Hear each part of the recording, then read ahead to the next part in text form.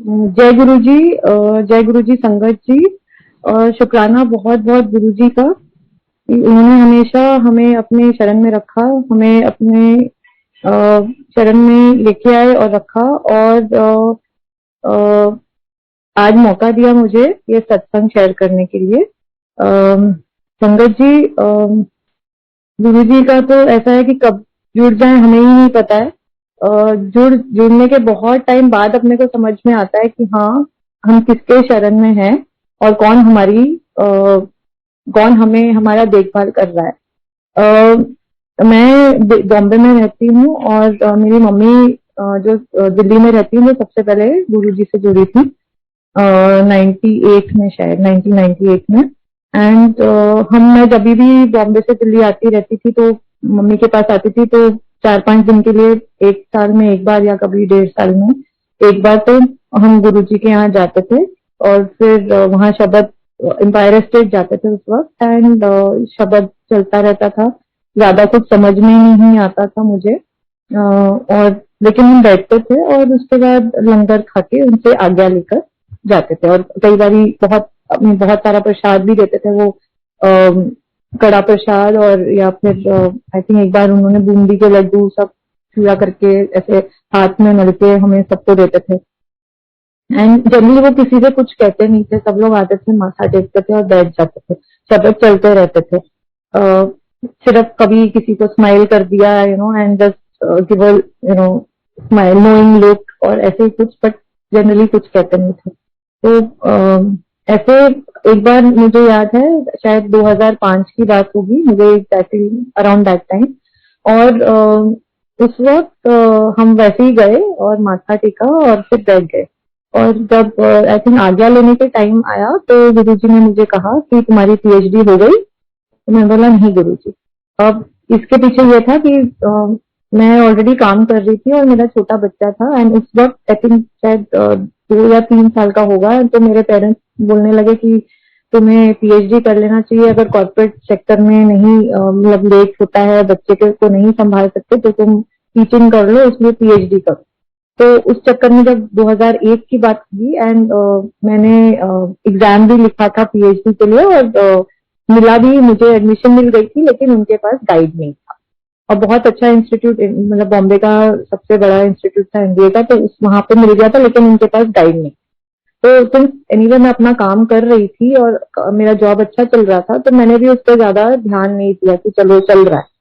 ये 2001 की बात थी। और जब गुरुजी ने 2005 में शायद कहा, तो सब लोग मुझे देखने लगे कि क्या बात है। मैं भी, और आई थिंक मेरा भाई वगैरह सब आए हुए थे, तो वो भी क्या है ये, तो मेरे को भी नहीं, मैंने भी कुछ नहीं कहा कि मुझे भी पता नहीं।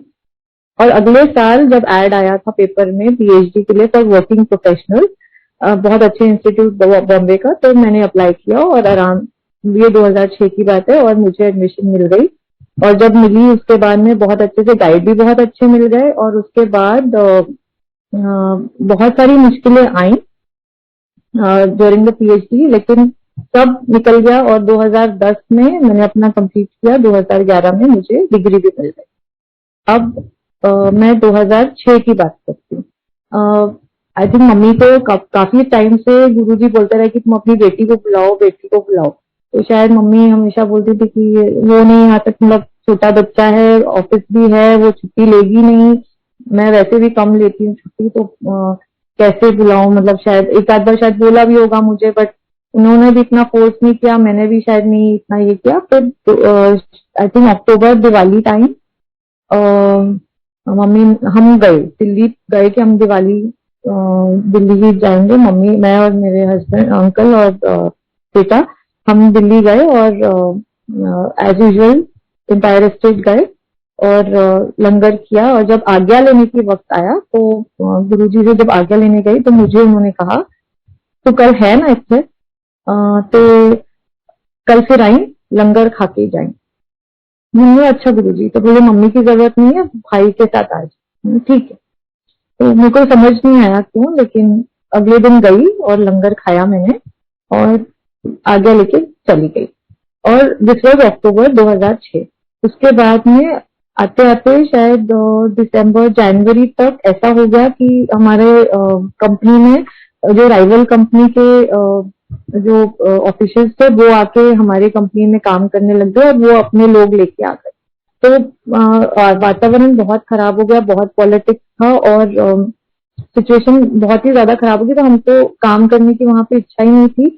वो भी ये चाहते थे कि ये पुराने लोग यहाँ से चले जाएं। एंड तो उस सब में मुझे मतलब बहुत दुख था और बहुत फिर बाद में डिप्रेशन सा होने लगा कि अब नई जगह ढूंढो, नया ये करो। और उसके बाद पता नहीं बहुत डिप्रेशन हुआ और उस वो डिप्रेशन से खैर दूसरी जॉब भी मिल गई और मेरे को उसके बाद मैंने एक के बाद एक बहुत जल्दी जॉब छोड़ी। जबकि पहले 2 जॉब में 6 से 7 साल रही, बट जल्दी जॉब भी मिले, तनख्वाहें भी अच्छी मिली, लेकिन खुशी नहीं थी।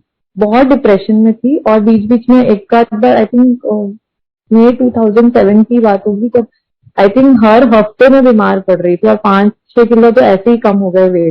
वेट ऐसे कम हो गया। बहुत डिप्रेशन में थी, लेकिन बहुत बहुत दुखी और बहुत ही मतलब, लेकिन फिर भी गुरुजी के आशीर्वाद से ये था कि मेरा ऑफिस चल रहा था, घर चल रहा था, बट कैसे भी चल रहा था। और शायद वो पीएचडी का भी ये था कि वो 3 साल जब मेरे खराब थे, उस समय वो शाम को घर आती थी और अपना पीएचडी पे बैठ जाती थी। काम, घर का काम खत्म करके बच्चे को पढ़ाई करके करवाते, फिर रात को बैठ जाती थी और वो काम करती थी। तो मेरे को टाइम ही नहीं था सोचने का कि क्या मेरे पर बीत रही है या ऐसा क्यों, या डिप्रेसिंग थॉट्स कम आते थे क्योंकि मेरा पूरा दिन इतना बिजी जाता था। एंड इस चक्कर में सब मतलब हो रहा था, अंदर से बहुत दुखी और अंदर से जैसे खोखला सा थी, लेकिन ऊपर से सब सही था। किसी को शायद पता नहीं चलता था कि कि अंदर क्या चल रहा है, बट शायद गुरुजी के इससे बहुत अच्छे से निकलता चला गया। उसके बीच में मतलब वो 3 साल में 2 या 3 जॉब चेंज हुए। एक बार आई थिंक बीच में लंदन भी थी ऑफिस के काम पे 3 महीना। फिर घर चेंज हुए, सर्वेंट चेंज हुए, बहुत कुछ चेंज हुआ, लेकिन सब बहुत बहुत स्मूथली सब निकल गया। और उसके बाद में मैं उस फेज से भी निकल के आ गई। तो कितने कनेक्शन थे वो, चाहे वो पीएचडी था, चाहे वो लंगर खा के, और जो ब्लेसिंग्स दिए। तो अगर खराब वक्त भी आता है, जो आता ही है, हम बिकॉज हम लोग इस रूप में है, तो हमारे पास जो हमारे कर्म है तो हमें उन्हें काटना ही है। और जो गुरुजी कहते हैं कि 10% तुम काटो, 90% मैं तुम्हारे काट दूंगा। तो वो 10% भी हमको शायद बहुत मुश्किल होता है निकालना, लेकिन वो गुरुजी के साथ के शरण में आते होते होते हम आराम से काट लेते हैं। और उस वक्त शायद हमें ये लगता रहता होगा शायद क्या गुरुजी नहीं हो, लेकिन पीछे जब के हम देखते हैं तो हमको पता चलता है कि बहुत कुछ हो सकता था जो नहीं हुआ, और बहुत अच्छा हुआ हमारे साथ जो इतने में ही हम छूट गए। अब और मेरे को याद है इवन पीएचडी का जब फाइनली जब डिग्री मिलने थी, तभी बीच में बहुत अड़चने आई। पता नहीं, बीच में मेरा गाइड है उनको भी छोड़ना था वो इंस्टीट्यूट, और वो दूसरी जगह ज्वाइन कर रहे थे। तो वो बोले कि मैं 1 साल सबैटिकल पे हूँ, तो जल्दी खत्म कर। फॉर्चुनेटली उन्होंने उसी वक्त नहीं छोड़ा, वो 1 साल के बाद छोड़े। तो उन्होंने मुझे धक्का मार मार के कि तू जल्दी खत्म कर। जनरली गाइड ऐसा नहीं करते, वो और लटका देते हैं। तो उन्होंने मुझे ये भी दिया। और उसके बाद आई थिंक माइग्रेशन सर्टिफिकेट के लिए भी काफी बुक करनी पड़ी। मैंने फादर को बोला कि आप दिल्ली से लो, कहीं से लो, लेकिन मुझे लाके दो मेरे को यहाँ पर, नहीं तो ये लोग मेरे एडमिशन ही कैंसिल कर देंगे। वो भी 2 दिन में सॉर्ट आउट हो गया, पापा ने भिजवा भी दिया ऐसे। और फिर आई थिंक लास्ट में भी कुछ मतलब ऐसे कितनी चीजें थोड़ी बहुत ऐसे चलती अटकती भी थी कभी कभार, लेकिन वो मुझे फिर एक विश्वास हो गया था कि गुरुजी ने कहा है ना पीएचडी हो गई, क्या हो गई है तेरी, तो वो होके ही रहेगी, और वो होके ही रही। तो मे बी कभी कभार हमको ना याद दिलाना पड़ता है अपने आप को कि गुरुजी ने कहा है तो वो हो जाएगा। और जब हमें वो विश्वास होता है ना कि गुरुजी करके देंगे, तो वो करके ही देते हैं। फिर एक बार मैं एक वर्कशॉप में गई थी, मेडिटेशन वर्कशॉप में, और वहां पर मुझे गुरुजी के दर्शन हुए। ये शायद 2012 की बात थी। एंड 1.5 घंटा मैं मेडिटेशन में थी, और पूरे मेरे को वो गुरुजी के गुलाब की खुशबू आती रही, एंड फिर चंदन की खुशबू आ रही थी। फिर तो मेरे आंखों से बस आंसू ही निकलते जा रहे थे, और गुरुजी आए और उन्होंने मुझे कहा तो आ गई तू मेरे कोल। कहा हाँ जी गुरुजी। तो फिर काफी बातें करी उन्होंने मुझसे, कुछ मेरे क्वेश्चंस पे उन्होंने आंसर किए, कुछ समझ में आए और कुछ समझ में नहीं भी आए, लेकिन वो ओवर द इयर्स जैसे जैसे समय बीतता गया कुछ कुछ उनके आंसर्स मिलते चले गए। और उन्होंने एंड में मुझसे यही कहा कि मैं तेरे I am always with you, ये उन्होंने इंग्लिश में कहा था कि I am always with you, मैं तेरे साथ हमेशा हूँ। और ये एक चीज है, कभी कभार हम भूल जाते हैं, लेकिन हमेशा हमको ये याद रखना चाहिए कि गुरुजी हमारे साथ हमेशा ही हैं। अभी मुझे याद है कि ये शायद अब 3-4 साल पहले की बात होगी। मैं दिल्ली आई थी एक ये अलका आंटी के बेटे की शादी अटेंड करने, एंड 3-4 दिन छुट्टी थी, तो गणेश चतुर्थी और 2-3 दिन की छुट्टी थी। तो मुझे याद है कि शायद सैटरडे था, नहीं शायद फ्राइडे ही था। मैं आई, यस नहीं सैटरडे था जब हम बड़े मंदिर गए लंगर खाने, और उस दिन लंगर खाया और कुछ वहां पे दंगे हो रहे थे दिल्ली में एक किसी साइड पे, तो बड़े मंदिर उन्होंने थोड़ा जल्दी बंद कर रहे थे, शायद 9:30 या ऐसे कुछ बंद कर रहे थे, और उन्होंने लंगर हम लोगों को पैक करके भी दिया कि आप लोग लेके जाओ क्योंकि हम मंदिर जल्दी बंद कर रहे हैं। तो हम लोग लंगर घर लेके आ गए, काफी सारा लंगर उन्होंने मंदिर से पैक करके हम लोगों को दिया। तो सैटरडे तो हमने लंगर खाया, संडे को मॉर्निंग में भी लंगर खाया मैंने, जो हम मंदिर से लाए थे। तो संडे शाम को मम्मी बोली कि नहीं हमारे यहाँ पे सत्संग है जो हमको जाना ही है, हम हमेशा जाते हैं दोपहर को, और दोपहर को सत्संग का ये मंथली हमारा होता है, तो तुझे भी आना है। मैं बोला ठीक है, मैं वहां पे भी गई और वहां पर भी लंगर खाया। और फिर अगले दिन मंडे था, मैं अगले दिन आई थिंक थोड़ा लंगर फिर भी मंदिर का बचा था, तो वो उस दिन भी लंगर खाया और फिर घर बॉम्बे निकल गई। ट्यूसडे जब ऑफिस के लिए गई, ठीक ठाक था मौसम, कोई प्रॉब्लम नहीं थी। एंड हाँ एक और चीज था, उस सत्संग में जब मम्मी के यहाँ पे गई थी, आई थिंक गुंजन अंकल के घर में सत्संग था, एंड उनके यहाँ पे एक ही चीज मेरे को आती रही, मैं तेरे साथ हमेशा हूँ, I am always with you, वो ही गूंजता रहा, मुझे समझ नहीं आया क्यों। अच्छा, तो जब मैं ट्यूसडे को ऑफिस गई, उस दिन मौसम ठीक था, इट वॉज एंड ऑफ अगस्त, तो इतनी बारिश होती है लेकिन कुछ इतनी भी नहीं होती, लेकिन उस दिन बहुत बारिश हुई। और हमको जो ऑफिस में, मेरा ऑफिस और घर कम से कम 40 किलोमीटर दूर है, तो पता नहीं चला। और उस दिन हाई टाइड भी था, बॉम्बे है, हाई टाइड और बारिश जब दोनों आ जाते हैं तो बहुत हालत खराब होती है, क्योंकि पानी भरता रहता है और उसको निकलने की कहीं से भी जगह नहीं होती है।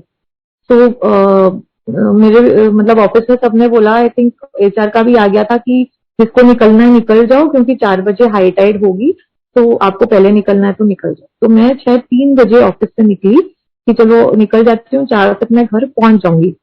अच्छा, मैं निकल तो गई और मेरे को कहीं भी पानी नहीं मिला।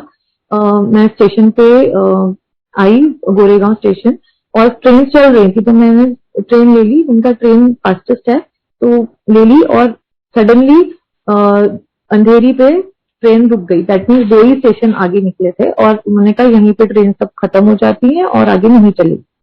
अब उतर तो गई ट्रेन, और फिर इतनी ज्यादा वहां पर भीड़ थी क्योंकि सब ट्रेन वहीं पे जाके रुक गई और आगे जा ही नहीं रही थी, और वहां से मेरा घर कम से कम 30 से 35 किलोमीटर दूर है। तो उतर तो गई, अभी वहां से मैं स्टेशन उतर, और मैंने सोचा वहां से मैं ऑटो ले लूंगी और मैं कहीं पे पहुंचूंगी, फिर वहां से देखूंगी कुछ करूंगी। तो पहले तो ऑटो ही ना मिले, तो कोई ऑटो वाला जाने को तैयार ही नहीं। तो फाइनली एक ऑटो वाला मिला, और वो बहुत भक्त था हनुमान जी का, बोलता ठीक है मैं आपको ले जाऊंगा। तो वो 5वां ऑटो वाला था, उसने मेरे को बिठा लिया, और वो अपने हनुमान जी का ये कर रहा था अपना, भजन कर रहा था, करते करते आधे रास्ते, थोड़े रास्ते पहुंचे तो बोलते यहाँ पुलिस गली, यहाँ से नहीं जा सकते, बहुत पानी है। दूसरी तरफ से कहीं गली गली से वो मेरे को लेके गया, हम वेस्ट की साइड चले गए, और बहुत आगे 3-4 बार उसका ऑटो रुक गया, लेकिन वो फिर भी चलाता रहा, कुछ तो ये करके प्रार्थना करके चला देता था। तो फाइनली एक जगह पे मिट्ठी बाई कॉलेज के पास में विला पार्ले में जाके वो रुक गया, बोलता है अब नहीं चला सकता मैं, और पानी ऑटो में भरने लगा। और उसके बाद ना ऐसे लग रहा था जैसे मैं समुद्र के बीच में अटक गई हूँ। अब मेरे को समझ ना आया कि मैं वहां से कैसे निकलूंगी और कहाँ जाऊं। फिर याद आया कि मेरे एक कजन रहते हैं पास ही में, तो उनके यहाँ चली जाती हूँ। तो उनका घर भी 2 किलोमीटर दूर था। तो उनको फोन किया, भैया, कहते हैं हाँ पूनम मैं घर पे हूँ। मैं बोला, कहते तो तू चल के आ जा। मैं बोला अच्छा। अभी मैं चलने लगी तो पानी ना तब तक एंकल तक ही था, तो एड़ियों तक था। और मैंने सोचा ठीक है चल चल के पहुंच जाऊंगी। और आई थिंक 5 या 10 मिनट तक वो नीज तक आ गया, घुटनों तक पानी आ गया। और मतलब इतनी जल्दी जल्दी पानी बढ़ रहा था, और थोड़ी और 5-7 मिनट या 10 मिनट के बाद तो वो वेस्ट तक आ गया था, पानी पेट तक आ गया था। और मुझे नीचे कुछ दिखाई नहीं दे रहा था, और मैं अकेली चल रही थी और कोई रास्ते में भी नहीं था। मुझे ये लगा कि कहीं गटर आएगा तो पता भी नहीं चलेगा, पानी इतना है। और पानी के अगेंस्ट चल रही हूँ तो मेरी टांगे भी दर्द हो रही थी, पूरे सब कपड़े भी गीले, और नहीं चला जा रहा था। बस मेरे को सिर्फ वही एक गुरुजी का ये आता है, आई एम विद यू, मैं तेरे साथ हमेशा हूँ। तो मैं बस मंत्र जाप कर रही थी, बोलते बोलते चल रही थी। ना मुझे समझ आ रहा मैं किससे पूछूं कहाँ जाना है, कुछ नहीं समझ आ रहा था। फिर सडनली एक ऑटो आ गया। वो ऑटो आया, ऑटो में कोई बैठा हुआ था। मैंने उनको बोला प्लीज मेरे को ना यहाँ तक छोड़ दो, प्लीज आपको रास्ते किधर भी जाना है बट मुझे यहाँ तक ही छोड़ दो, मैं वहां से आगे चली जाऊंगी। ऑटो वाला बोल रहा ठीक है, वो आदमी भी बोला ठीक है। मैं तो उसने वहां तक जितना जुहू चर्च बोला वहां तक छोड़ दो, उसने वहां तक छोड़ा। वहां से पूरा ड्राइव में एक इतना भी बिग पानी नहीं था, मतलब वाटर लॉगिंग नहीं था। और वहां से 5-7 मिनट का और रास्ता था, मैं उनके घर को आराम से शांति से घर पहुंच गई। और कोई प्रॉब्लम नहीं हुई। और उस दिन एक बड़े मतलब बहुत ही फेमस डॉक्टर थे, वो बेचारे गटर में हार्डली आई थिंक 5 मिनट दूर होंगे अपने घर से, और गटर में चले गए। And his body was found after 2 days। तो इतना डर गई। और उस दिन मेरे को ख्याल है कि हाँ गुरुजी उस दिन मेरे को इतना उन्होंने लंगर खिलाया, 3 दिन कंटिन्यूअसली लंगर खिलाया। और वो मेरे को हमेशा वही बात आ रही थी कि मैं तेरे साथ हमेशा हूँ। फिर एक और बात है कि मेरे बेटे का 10th स्टैंडर्ड था। अब लाइक सारे पेरेंट्स की तरह मैं भी थोड़ा, और मेरे हस्बैंड भी, दोनों हम लोग हमेशा बच्चे को लेके थोड़ा सा टेंशन रहता है। ये एक ही बच्चा है, और सारे मिडिल क्लास पेरेंट्स होते हैं, हम हमेशा एक चीज होता है कि मार्क्स अच्छे आने चाहिए। हमारे अच्छे आए थे तो हम वही एक चीज है, हम बच्चे को दे सकते हैं पढ़ाई। तो बच्चा पढ़ाई में अच्छा है, अच्छा था, लेकिन हम थोड़ा ज्यादा ही नर्वस हो जाते हैं बच्चों को लेके। तो 10th स्टैंडर्ड में था। और बॉम्बे में क्या होता है कि 10th के बाद ही जूनियर कॉलेज होता है, 11th-12th तो स्कूल में नहीं होता। तो उसलिए चिंता ज्यादा थी कि फिर से एडमिशन लेना पड़ेगा, तो अच्छे नंबर आने चाहिए, कट ऑफ में आना चाहिए वगैरह। तो जनवरी का महीना था, मैं और मेरे अंकल दोनों बहुत टेंशन में थे। तो जनवरी था, मार्च में एग्जाम होते हैं और मई में रिजल्ट आता है। तो सडनली मेरे को एक सपना आया कि गुरुजी ने मुझे कहा कि तुम 10th के मार्क्स जानना चाहती हो आदित्य के? मैंने कहा हाँ जी गुरुजी। तो बोलते हैं ये ले, इतने आउट ऑफ 800। बोला अच्छा, थैंक यू गुरुजी। और वो चले गए। ड्रीम थी। तो अगले दिन सुबह जब मैंने बच्चे को बोला कि तेरे मार्क्स क्या 800 में से होते हैं, तो बोलता हाँ 800 में से होते हैं, मतलब एग्जाम 800 में से होगा और 200 प्रैक्टिकल के लगेंगे, जो स्कूल में होते हैं। मैं बोला अच्छा। कहता है आप क्यों पूछ रहे हो? मैंने बोला नहीं, ऐसे गुरुजी का ड्रीम था। तो उसने बोला कितने नंबर हैं? तो मैं बोला 90। तो उसने कैलकुलेट किया, कहता है 94.35% है। मैं बोला बस, फिर इतने गुरुजी ने तो यही बोला है। तो फिर मार्च में एग्जाम हो गए, और जब मई में रिजल्ट आया तो 94.5% थे। तो जय गुरु जी उनके, बिल्कुल वही वो मार्क्स आ गए। अच्छा, अभी 12th स्टैंडर्ड में जब ये था बच्चा, तो उसने साइंस लिया था। और पता नहीं जैसे बहुत सारे बच्चे आजकल होते हैं, टीनेजर्स वैसे ही होते हैं, बहुत मूडी और क्वाइट।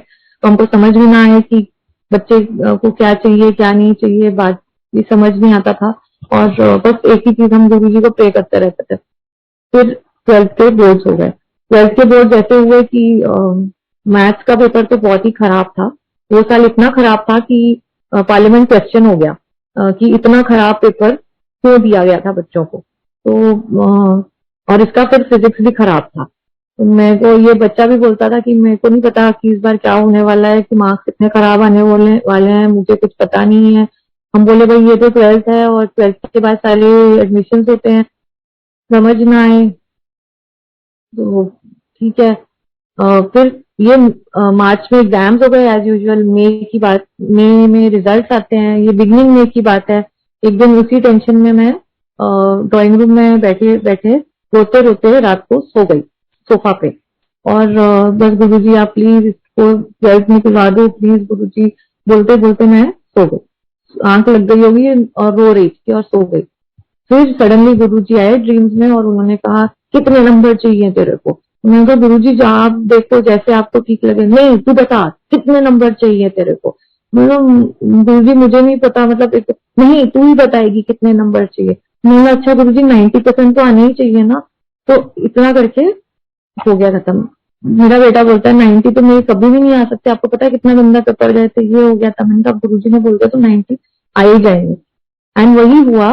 जब इसके रिजल्ट आए तो 450 आउट ऑफ 500 थे, विच वॉज एग्जैक्टली 90%। अच्छा उसके बाद में बच्चा मेरे को बहुत गुस्सा हुआ, कहता है आपने मुझे 90% ही क्यों बोला गुरुजी को, आप 95 नहीं बोल सकती थी, 100 नहीं बोल सकती थी। तो मैं बोला जो मुंह में से निकल गया मुझे नहीं पता, तब तो तुमको 90 भी नहीं आ रहा था। एनीवे लेकिन बाद में अब मैंने सोचा कि हाँ गुरुजी हमेशा बोलते थे मानो, मांगो नहीं मानो। तो शायद मुझे ये मांगना ही नहीं चाहिए था, शायद गुरुजी और भी दे देते थे लेकिन मेरे को मांगना नहीं चाहिए था। तो हम कभी कभार अपने स्टुपिडिटी में बहुत चीजें मांग लेते हैं जो हमको समझ नहीं आता है कि ना कि हमारे लिए क्या अच्छा है। तो उसके बाद से एक ही चीज प्रे करती थी, गुरुजी जो हमारे लिए अच्छा हो ना वो ही आप करो, क्योंकि हमें खुद नहीं पता कि हम क्या मांग रहे हैं और क्या हमारे लिए अच्छा है। तो ये एक सीखने को मिला मुझे। फिर एक और मतलब सत्संग तो बहुत है।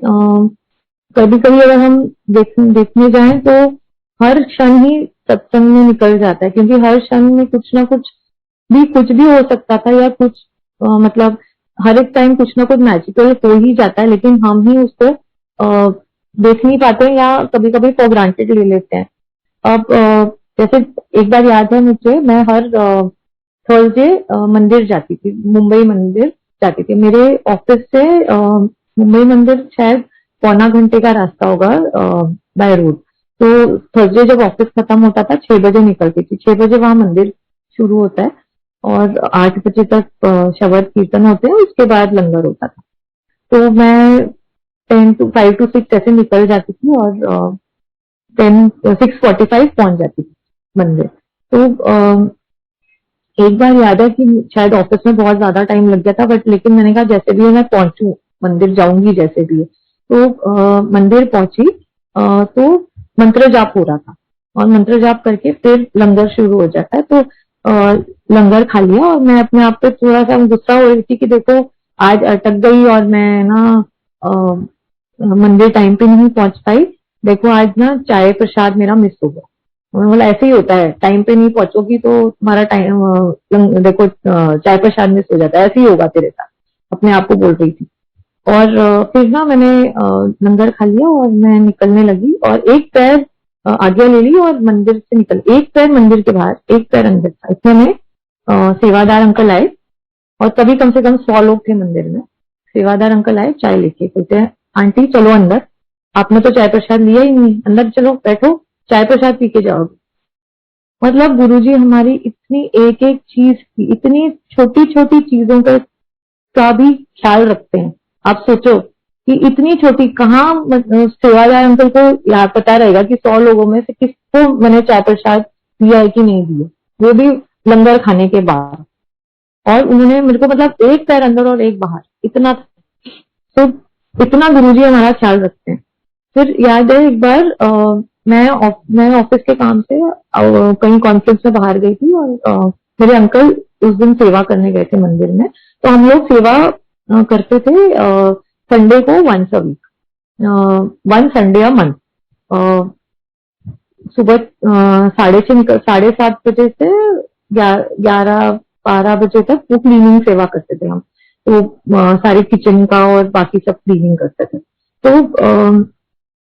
उस दिन शायद मेरे अंकल संदीप अंकल है उनके वो शायद गैस स्टोव साफ कर रहे थे और गैस स्टोव में ऐसा पता नहीं कैसे उनका हाथ कट गया और इतना कटा कि सब जगह खून खून काफी खून बहने लगा। तो इन लोगों ने शायद थोड़ा कुछ बैंडेज लगाया, जो भी किया। और अंकल, नितिन अंकल थे उस दिन उनके साथ में क्लीनिंग सेवा में, तो नितिन अंकल ने बोला कि अरे संदीप अंकल, आपका तो ना आज बहुत बड़ा कष्ट उतर गया है, गुरुजी ने कुछ तो बड़ा कष्ट आपका काट दिया है। तो संदीप अंकल घर आए। घर आने के बाद में एक्चुअली उस दिन कुछ फैमिली गेट टुगेदर था, तो मेरे इन लॉज को भी लेके और बेटे को लेके कहीं वो पवई जाना था गेट टुगेदर पे। तो उस दिन शाम रात को जब गए तो कहीं अंधेरा बहुत था पवई में, और वहां पर बारिश भी हो रही थी और लाइट नहीं थी, तो गाड़ी एकदम डिवाइडर के ऊपर चढ़ गई और ऑलमोस्ट उलट गई थी गाड़ी। तो लेकिन किसी को कोई प्रॉब्लम नहीं हुई, कोई खराश नहीं, उलट नहीं गई बट उलटने वाली हालत हो गई थी और डिवाइडर के ऊपर चढ़ गई। उसके बाद बारिश भी बहुत तेज थी, इन-लॉज भी थे गाड़ी में, तो लेकिन फॉर्चुनेटली किसी को कुछ नहीं हुआ। और इन-लॉज को आई थिंक संदीप अंकल लेके गए और मेरा बेटा गया मैकेनिक को, आई थिंक 1 किलोमीटर दूर गया, मैकेनिक को लेके आया और उसने शायद थोड़ा कुछ चेंज किया। कुछ भी खरोच नहीं आई गाड़ी को, कुछ भी नहीं हुआ, और बहुत आराम से फिर गाड़ी लेके भी ये लोग वापस भी उसी गाड़ी में घर आए।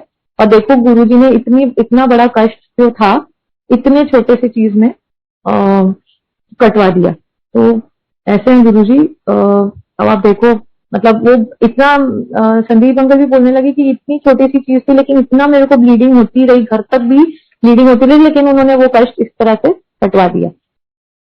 फिर एक बार की बात है कि अब ये आई थिंक ये सेवा, मेरे मंदिर की सेवा की बात है।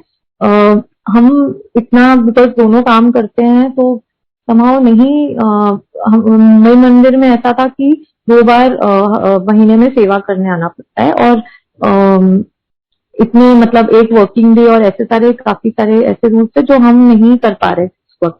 तो मैं पहले हम लोग सेवा करने आते, तो फिर मैंने ऑप्ट नहीं किया कि नहीं कर पाएंगे, बिकॉज ऐसे सब है कि 2 बार महीने में, और ऐसे एक वर्किंग डे तो पॉसिबल नहीं हो पाता था। मैं मुश्किल से अटेंड कर एक बार आ जाती थी थर्सडे को, लेकिन हम बहुत दूर रहते हैं मंदिर से, 40 किलोमीटर दूर है, तो नहीं हो पाता था। तो एक बार तो उस दिन वो एक आंटी मुझे मिली, वो पुरानी संगत की आंटी है, तो उन्होंने मुझे कहा कि अच्छा तुम तो जाती हो ना, तुम सेवा करती हो मंदिर में। मैंने कहा नहीं आंटी, अब तो मैंने मंदिर में नहीं, अभी नहीं आंटी, अब नहीं करती, क्योंकि इतना सब नहीं कर पाऊंगी, हमसे नहीं हो पाएगा। तो फिर मैं तो एक ही बार आ सकती हूँ, वो एक संडे ही आ सकती थी, फिर और नहीं आ पाती, तो इसलिए अब मेरा छूट गया है। तो वो बोली कि पूनम ऐसे नहीं कर सकती हो। तो मैंने कहा क्यों? तो बोलते पता है अभी बड़े मंदिर में कहाँ तुमको सेवा करने को मिलती है, लाइनें लगती हैं सेवा करने के लिए, गुरु जी अगर तुमको मौका दे रहे हैं तो तुम्हें सेवा करनी चाहिए।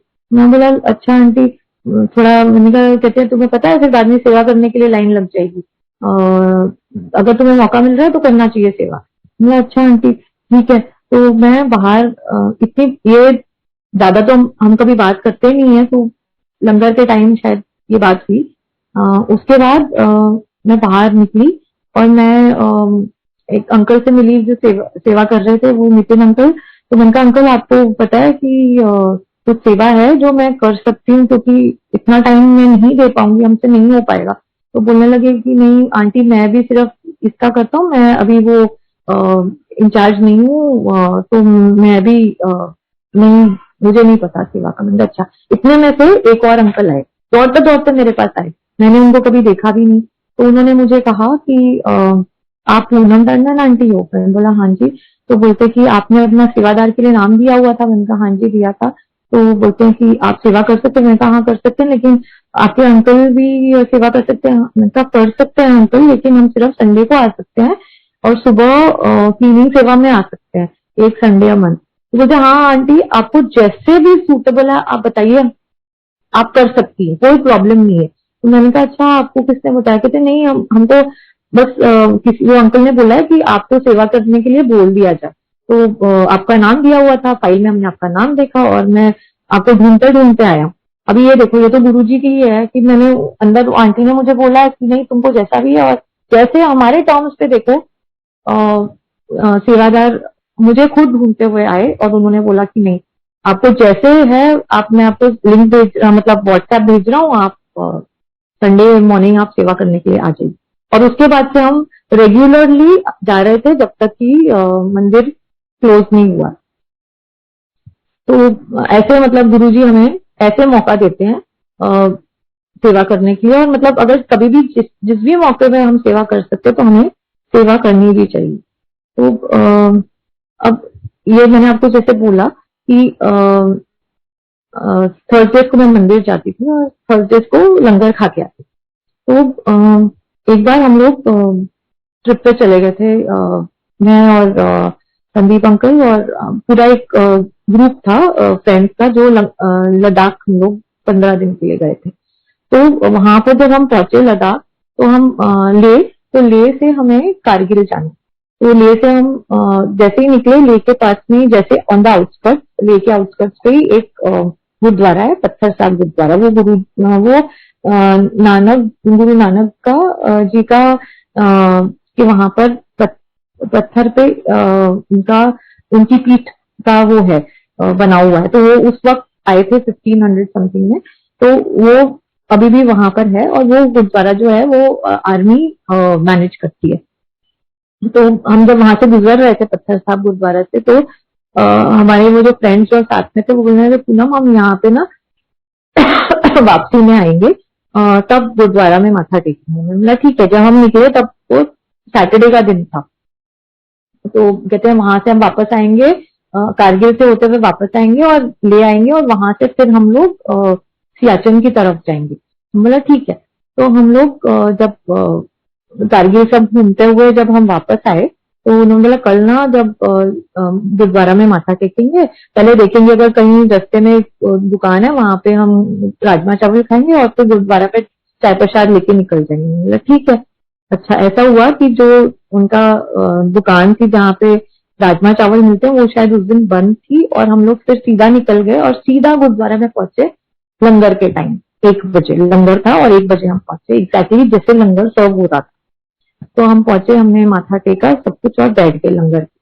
और जैसे ही मैंने लंगर खाना शुरू किया, तो मुझे एक चीज, मैंने अपने जो फ्रेंड्स थे सामने, मैंने बोला आज कौन सा दिन है? तो बोले आज थर्सडे है। तो मैंने कहा जय गुरु जी। बोले क्यों, क्या हो गया? मैं बोला अरे थर्सडे को तो मैं मंदिर जाती हूँ और हमेशा लंगर खाती हूँ, तो आज गुरुजी ने मेरे को यहीं पर लंगर खिलवा दिया है, देखो। तो मतलब गुरुजी यहाँ तक हमारा ख्याल रखते हैं कि अगर मैं थर्सडे को लंगर खाती हूँ तो उन्होंने मुझे थर्सडे लंगर खिलाया वहां पर। और उसके बाद देखो हमारा वहां रुकने का भी नहीं था, हमें तो राजमा चावल दूसरी जगह पे खाना था, 2 घंटे पहले वो दुकान बंद, और हम उस समय पहुंचे।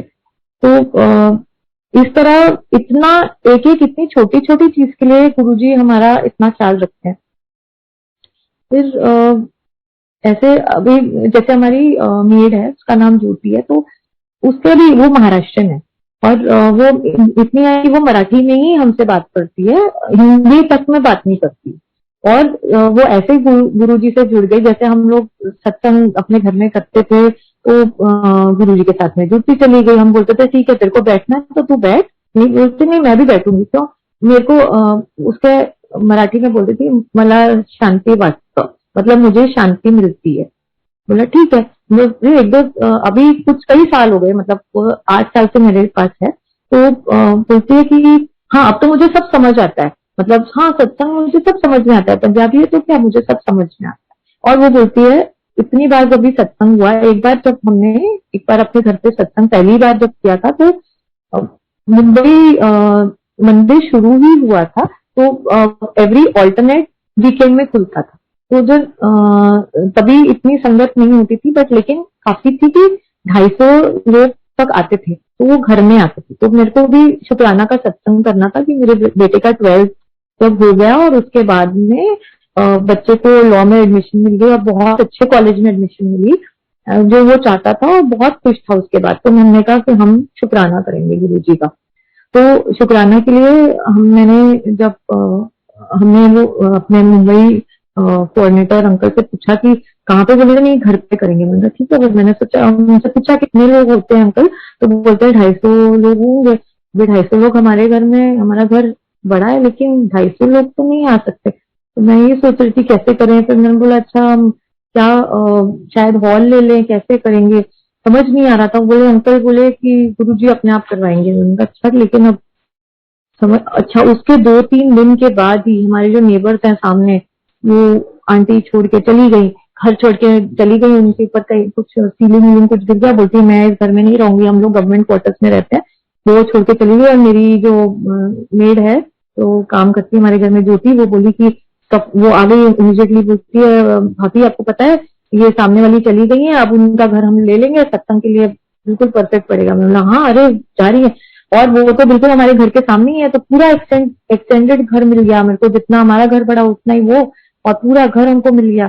तो बहुत अच्छे से 1-1.5 महीना पहले हमको ये घर मिल गया। हमने उसका अलॉटमेंट सेक्शन में जाके 2 दिन के लिए घर अलॉट करवा लिया, बिजली करवा ली, और सब हमने, हमारा बहुत अच्छे से सत्संग हो गया। हम इतना थोड़ा डरे हुए भी थे कि इतने लोग आएंगे, हम कैसे हैंडल करेंगे, बट बहुत ही अच्छे ढंग से सत्संग हो गया।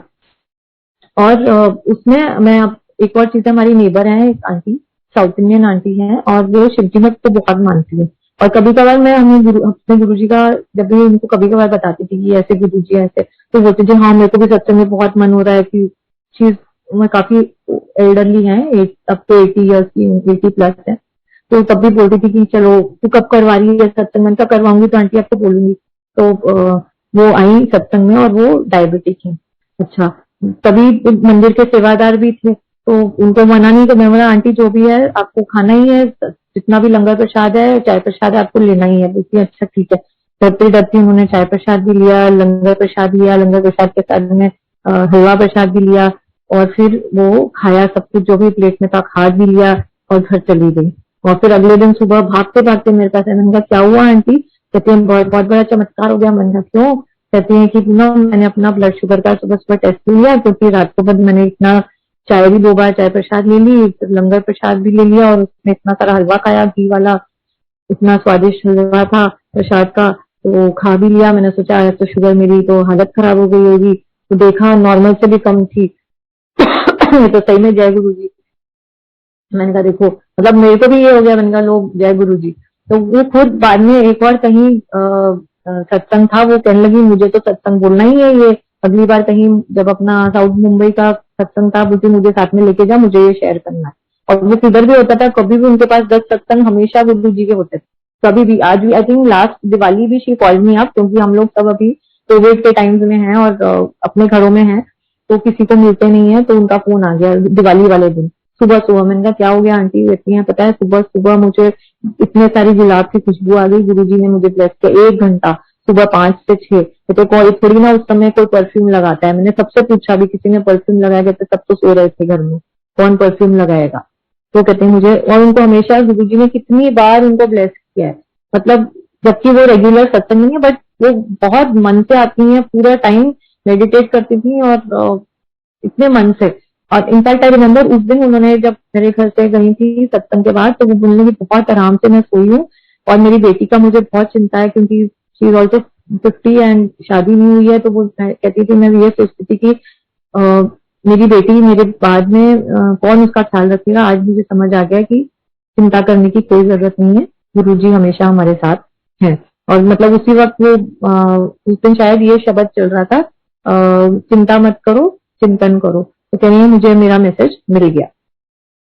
तो ऐसे हमारे गुरुजी हैं।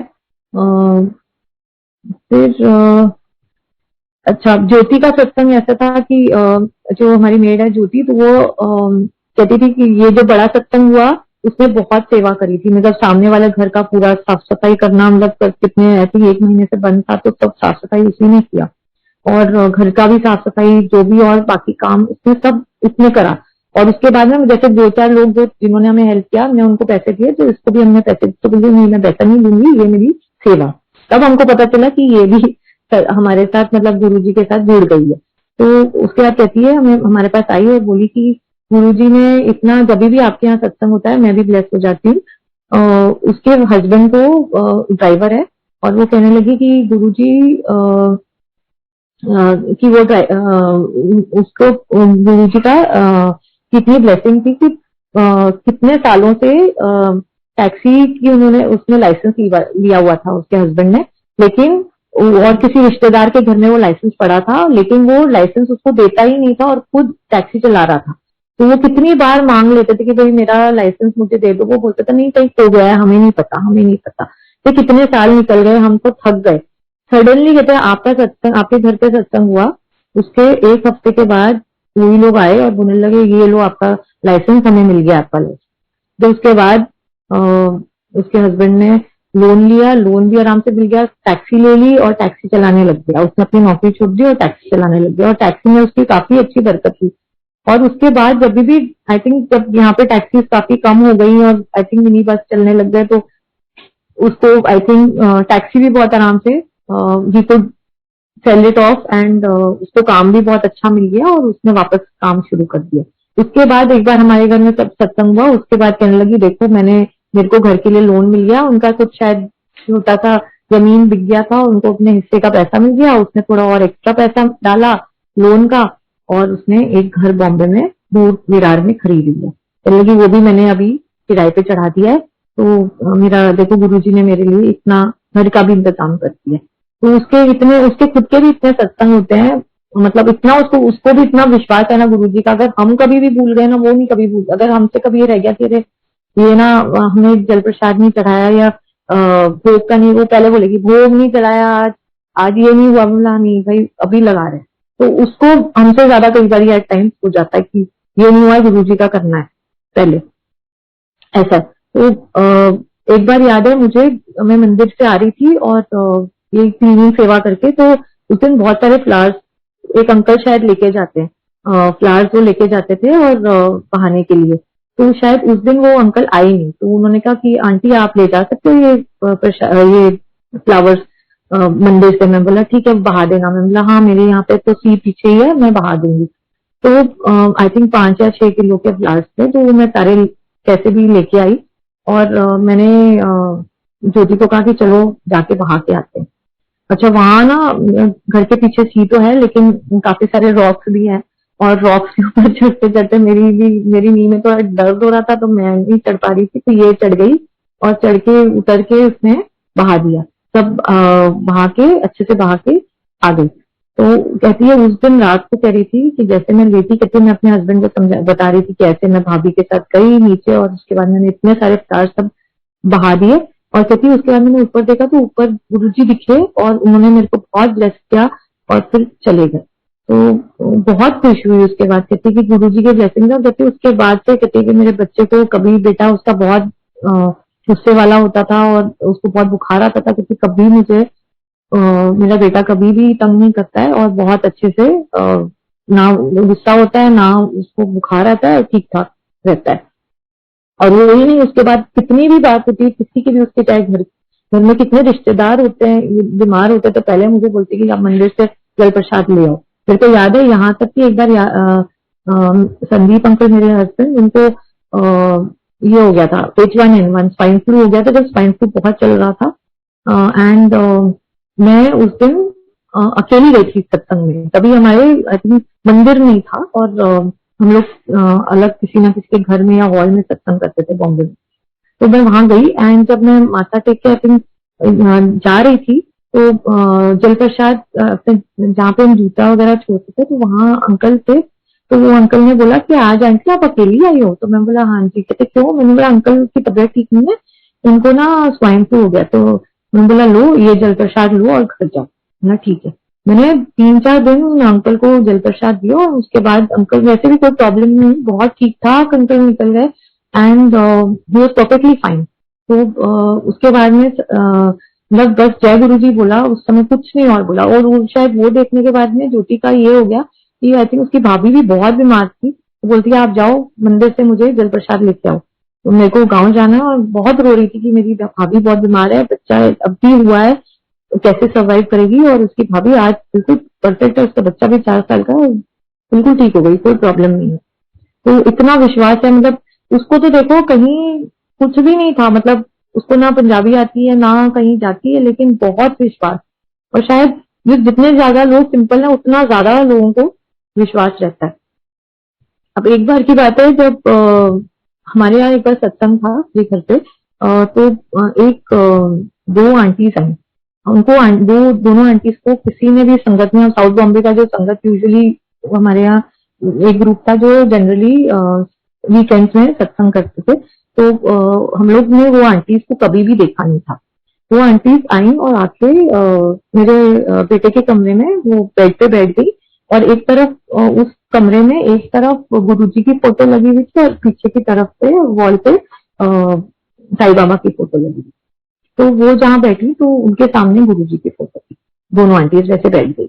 एंड मैं जब भी सत्संग का ये बनाती हूँ, शब्द की लिस्ट बनाती हूँ, शायद एक आधा हफ्ता पहले बनाती हूँ, क्योंकि इतने सारे काम होते हैं सत्संग में, तो मेरे को भी टाइम लग जाता है लिस्ट बनाने में, शायद 1-2 घंटे लग जाते हैं, क्योंकि मैं सुनती हूँ, उसके बाद मैं सोचती हूँ, फिर बनाती हूँ, फिर 10 बार कभी कभार निकालती हूँ डालती हूँ, तो उस चक्कर में मैं एक हफ्ता पहले बनाती हूँ, तो कई बार आइडिया भी नहीं रहती, भूल भी जाती हूँ कि कौन सा लिस्ट क्या है। एनीवे, तो सत्संग की वो शब्द की लिस्ट बनाई थी, उसमें एक गाना था, मैं तेरी पतंग। मैं तेरी पतंग का गाना मैंने पहले डाला, उसके बाद में मैंने सोचा कि नहीं ये तो पता नहीं क्यों, मैंने बोला नहीं मैं दूसरा डालना चाहती हूँ, उसको मैंने डिलीट करना चाहा फोल्डर से। वो नहीं हुआ, 2-3 बार मैंने उसे डिलीट किया, लेकिन वो डिलीट नहीं हुआ। तो मैंने सोचा चलो कोई बात नहीं, अब रहने दो। मैं भी थोड़ा इरिटेट हो गई थी, चलो कोई बात नहीं, अब नहीं हो रहा है तो नहीं से रहने दो। और उसके बाद में और 2-3 जो भी लिस्ट बनाई थी वो रखी। तो जब चलाई और उसके बाद में मैं तेरी पतंग का कीर्तन आया, और उसके बाद फिर जैसे सब कीर्तन शब्द आए, शब्द के बाद में हम लंगर प्रसाद चाय प्रसाद करते थे, तो वो किया। 4 से 6 सत्संग होता था, और उसके बाद में प्रसाद होता था। तो 6 बजे आरती के लिए, यानी इट वॉज विंटर टाइम, तो थोड़ा 6 बजे अंधेरा होने लगता है और लाइट ऑन होता है। तो उसके बाद हमने आरती हो गई, उसके बाद में लोग चले गए। अभी लोग चले गए तो सिर्फ ये 2 आंटीज बची थी, और 2 हमारी जो नॉर्मल सेवादार आंटी थी वो बची थी, तो they were helping to pack up everything. तो ये आंटी सडनली जो हम लोग को जानती नहीं थी, ये दोनों आंटी, उसमें से एक आंटी बहुत जोर जोर से रोने लग गई। तो हमें भी समझ नहीं आया कि क्यों रो रही है। तो हमने पूछा कि क्या बात है, तो वो आंटी बोली कि पता नहीं, आई एम वेरी सॉरी, मैंने गुरुजी से इतना बड़ा टेस्ट क्यों लिया। तो हमने कहा क्या हुआ, कहते हैं कि मैं साईं बाबा का की भक्त हूँ। तो लेकिन ये आंटी जो मेरे को लेके आई है, वो मुझे पहले भी एक सत्संग में लेके गई थी लास्ट वीक, और जिधर गई थी वहां पर हमारा बिल्कुल भी मन नहीं लगा था, कुछ मेडिटेशन नहीं हुआ था, बच्चे बहुत खेल रहे थे, कुछ भी मन नहीं लग पाया। तो फिर नेक्स्ट वीक यहाँ पर था, तो ये आंटी बोली नहीं, आपको मैं यहाँ लेके जाती हूँ, इस यहाँ लेके घर के पास ही है, चलो चलते हैं। तो ये आदि मन से ये आंटी आई थी जो साईं बाबा की भक्त थी। तो वो बोलती है कि मैं आई, और मैं आधे मन से आई थी, लेकिन आके बैठ गई।